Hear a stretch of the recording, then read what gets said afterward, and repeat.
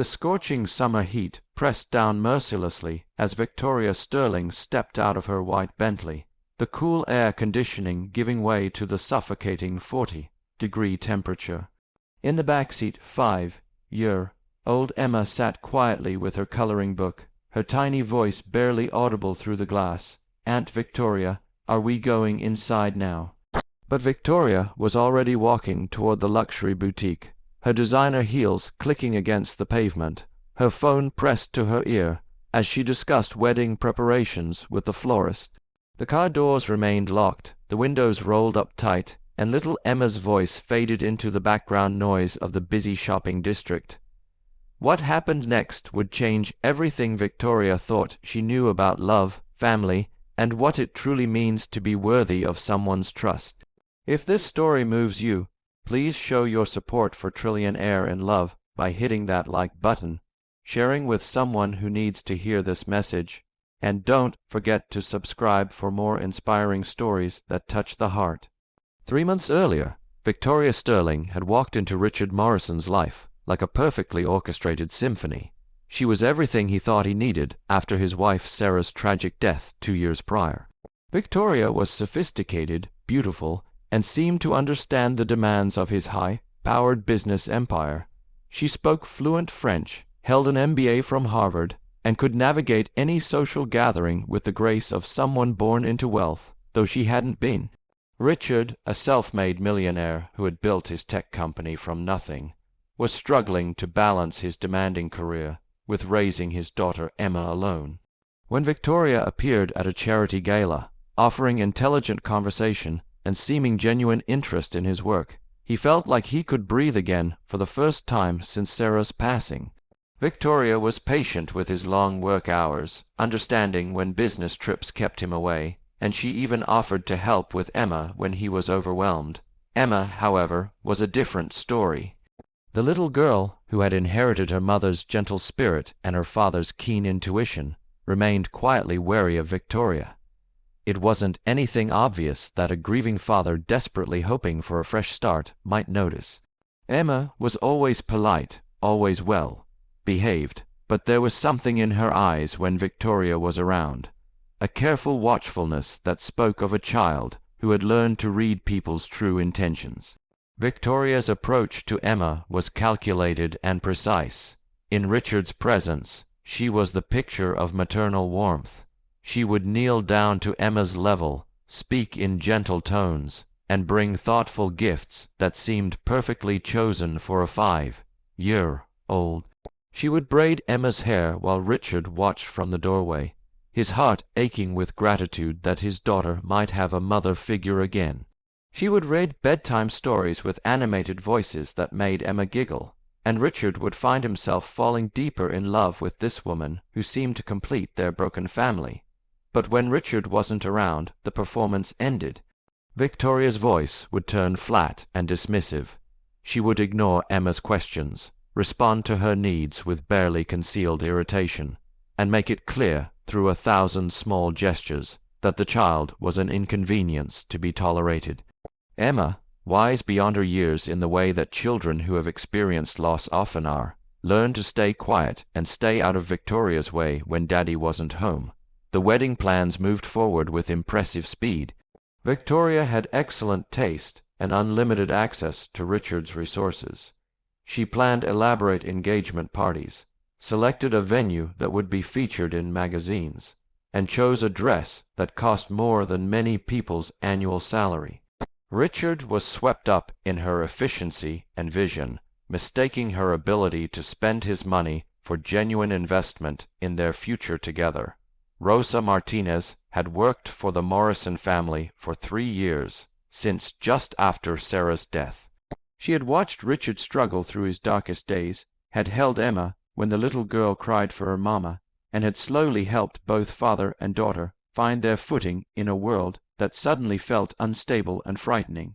Rosa loved Emma like her own granddaughter, and she saw things that Richard, in his grief and hope, was not yet ready to see. Rosa noticed how Emma's bright chatter would fade to whispers when Victoria arrived. She saw how the little girl would unconsciously move closer to Rosa or her father, whenever Victoria entered a room. Most concerning of all, Rosa witnessed the stark difference in how Victoria treated Emma when Richard was present versus when he wasn't. But Rosa also understood that Richard was a man desperate to believe in the possibility of happiness again, and that sometimes people can only learn certain truths when they're ready to hear them. The day that would change everything began like any other summer morning. Richard had an important client meeting that couldn't be rescheduled, and Victoria had volunteered to take Emma shopping for flower girl shoes. It seemed like a perfect opportunity for bonding, and Richard was grateful for Victoria's willingness to spend time with his daughter. He kissed Emma goodbye, reminding her to be good, and headed off to his meeting with a lighter heart than he'd had in months. Victoria's plan had been simple: a quick trip to the children's shoe store, then several hours of shopping for herself while Emma waited in the car. She had done similar things before, always with carefully calculated timing to ensure Richard never discovered these lapses in care. Emma had learned not to complain about these situations, understanding somehow that telling Daddy would only create problems she was too young to fully comprehend. But this particular day was different. The temperature soared unexpectedly, reaching dangerous levels that transformed cars into death traps within minutes.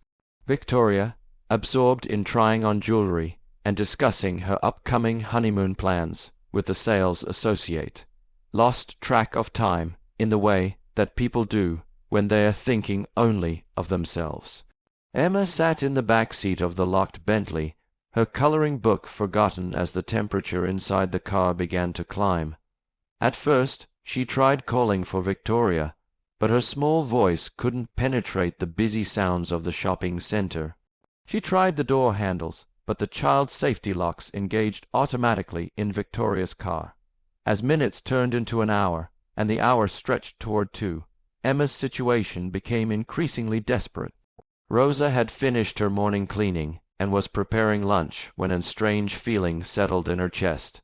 She couldn't explain it, but something felt wrong. She tried calling Victoria's phone, but it went straight to voicemail. She tried calling Richard, but he was in his important meeting and didn't answer. The feeling grew stronger, more urgent, until Rosa could no longer ignore it. Making a decision that would later prove life-saving, Rosa grabbed her keys and drove to the shopping center, where she knew Victoria liked to spend her time. She parked and began walking through the area, looking for Victoria's distinctive white Bentley. When she found it, parked in full sun with its windows rolled up tight, her blood ran cold. Emma was slumped in the back seat, her face flushed red, her breathing shallow and rapid. Rosa immediately began pounding on the windows, screaming for help while pulling out her phone to call 911. A crowd gathered quickly, and someone found a security guard who helped break the window to get Emma out. The little girl was rushed to the hospital, where doctors worked to bring her core body temperature down and ensure she hadn't suffered any permanent damage. Rosa stayed with Emma every moment, holding her hand and whispering prayers of gratitude that they had found her in time. The doctors said that another hour in those conditions could have been fatal. Richard received the call while still in his meeting. The words Emma, hospital, and heat stroke were all he needed to hear before he was running to his car, his heart pounding with a terror he hadn't felt since the day he lost his wife. When he burst into the hospital room and saw his daughter hooked up to Roman 4 lines, with Rosa sitting beside her like a guardian angel, he felt his world tilt on its axis. Victoria arrived at the hospital 2 hours later, carrying shopping bags and wearing the expression of someone who had been inconvenienced rather than someone facing a family crisis. Her first words weren't concern for Emma, but irritation that her day had been disrupted. "I was only gone for a little while," she said, as if that somehow made the situation acceptable. "These things happen. You're being dramatic." But Rosa had had enough of staying silent. In front of Richard, the doctors, and anyone else who cared to listen, she told the truth about what she had observed over the past months. She described Victoria's treatment of Emma when Richard wasn't around, the calculated nature of her affection, and the pattern of negligence that had led to this near tragedy. Richard listened in stunned silence as the woman he thought he loved was revealed to be someone entirely different. He realized that his desperate desire to recreate the family he had lost had blinded him to the reality of who Victoria really was. Emma wasn't just an afterthought in Victoria's vision of their future together. She was an obstacle to be managed and, when convenient, ignored. The challenges Richard faced in the aftermath were numerous and complex. He had to confront his own judgment and acknowledge that his grief had made him vulnerable to manipulation. He had to rebuild Emma's sense of safety and security, helping her understand that she would never again be put in danger by someone who was supposed to care for her. He had to face the social embarrassment of canceling a high-profile wedding and admitting that he had been wrong about someone he had publicly celebrated. Most difficult of all, Richard had to forgive himself for nearly losing the most precious thing in his life to someone who saw his daughter as nothing more than an inconvenience. The guilt was overwhelming at times, but Rosa helped him understand that good people sometimes make mistakes when they're hurting, and that the measure of a person isn't in never falling down, but in how they choose to get back up. Victoria showed her true character in how she handled the end of their relationship. She felt no remorse for what had happened to Emma, only anger that her carefully laid plans had been disrupted. She demanded financial compensation for the inconvenience of the cancelled wedding, threatened to sue for breach of promise, and made it clear that she viewed Richard and Emma as nothing more than missed opportunities for financial and social advancement. The legal battles that followed were exhausting, but Richard faced them with clarity he hadn't possessed in years. He understood now that the right person for their family would never see Emma as anything less than a blessing, and that anyone who could endanger a child's life for their own convenience was someone who had no place in their lives. Emma's physical recovery was relatively quick, but the emotional healing took longer. She had nightmares about being trapped and unable to breathe. She became anxious when Richard left for work, afraid that someone dangerous might be put in charge of her care again. Rosa moved in with them temporarily, providing the stability and unconditional love that Emma needed to feel safe again. Gradually, with patience and professional help, Emma began to trust again. She learned that her instincts about people were valuable and should be listened to, but also that not all changes in their family would be dangerous. Most importantly, she learned that her father's love for her was unconditional, and that he would always prioritize her safety and well-being above everything else. Richard's approach to relationships changed completely after this experience. He realized that anyone who wanted to be part of their family needed to genuinely love Emma, not just tolerate her. He learned to observe how potential partners treated his daughter when they thought he wasn't watching, and he made Emma's comfort and approval a non-negotiable part of any future relationship. Rosa became more than just a housekeeper. She became family. Richard recognized that her love for Emma and her courage in speaking the truth had saved his daughter's life and possibly his own future happiness. He helped Rosa bring her own grandchildren to visit regularly, and their home became filled with the laughter and chaos of children who were all loved unconditionally. The transformation in their household was remarkable. Emma flourished in an environment where she felt truly safe and valued. Her natural sparkle returned, and she began to talk about her mother with joy rather than only sadness. Richard found peace in a life that was smaller in scope than his previous ambitions, but infinitely richer in meaning. 2 years later, Richard met Carmen, a pediatric nurse who worked at the same hospital where Emma had been treated. Carmen's first concern when she learned about Richard's daughter was whether Emma felt comfortable around new people, and her first suggestion for a date was a family-friendly activity where Emma would be included. The difference between Carmen's genuine care and Victoria's calculated performance was like comparing sunlight to artificial lighting. Emma took to Carmen immediately, sensing in her the same genuine kindness she felt from Rosa. Carmen never tried to replace Emma's mother, but instead honored Sarah's memory while creating new traditions and love in their family. When Richard proposed to Carmen, he did it with Emma's enthusiastic approval, and with the understanding that their family would always put the children's needs first. The wedding was small and intimate, held in their backyard with Rosa as the matron of honor and Emma as the flower girl. It was everything Victoria's planned spectacle wasn't: genuine, warm, and focused on the love between people who had chosen to build a life together based on mutual respect and shared values. Victoria's story didn't end well. Her pattern of using people for financial and social gain eventually caught up with her, and she found herself increasingly isolated as her true character became known in their social circles. She never did seem to understand that what she had done to Emma was deeply wrong, viewing it only as an unfortunate incident that had disrupted her plans. Richard sometimes wondered what would have happened if Rosa hadn't trusted her instincts that day, if she hadn't taken action when something felt wrong. The thought was too terrible to dwell on, but it served as a constant reminder of how precious and fragile the people we love really are, and how important it is to surround them with people who will protect them even when we can't. Emma grew up understanding that family isn't just about blood relations, but about people who choose to love and protect each other every day.